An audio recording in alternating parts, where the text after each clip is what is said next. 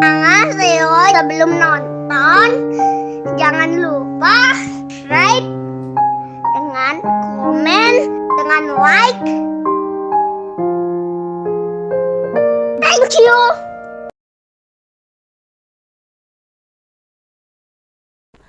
Di episode sebelumnya, Profesor Cha dan Seung-tak diperhadapkan pada kondisi Oh Seung-jo yang tiba-tiba memburuk. Namun, saat melakukan operasi untuk Seung-jo, tiba-tiba hal aneh terjadi. Profesor Cha yang sedang berada di dalam tubuh Seung-tak terlihat seperti seakan-akan keluar masuk ke dalam tubuh Seung-tak secara tidak terkontrol dan membuat Seung-tak setengah kerasukan.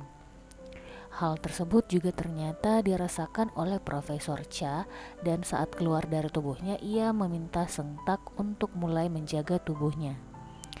Ia juga kemudian bertanya kepada Seung-tak apakah benar ia senang saat Profesor Cha meminjam tubuhnya untuk melakukan operasi untuknya.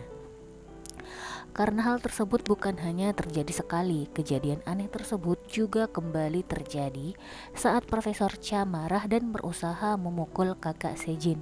Ia tiba-tiba terpental keluar dari tubuh Seung-tak dan tangannya terlihat ikut merasakan kesakitan, tidak seperti biasanya. Mereka berdua akhirnya datang menemui Tes dan meminta pendapatnya.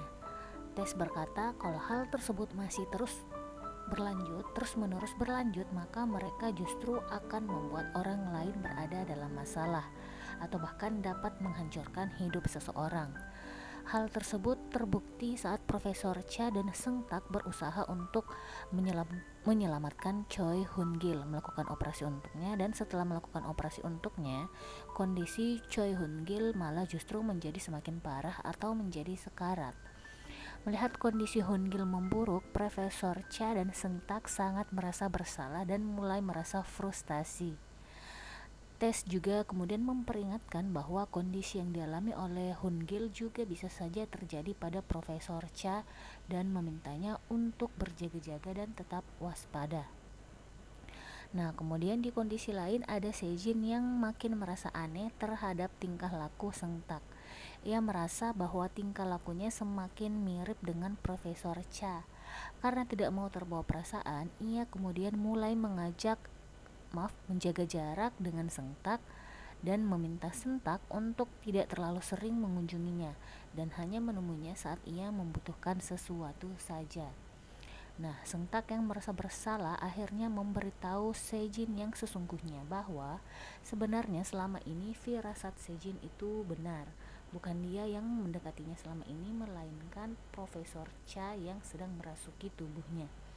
Ia mengaku kalau saat itu ia sedang dirasuki oleh Profesor Cha. Jangan lupa subscribe dengan komen, dengan like.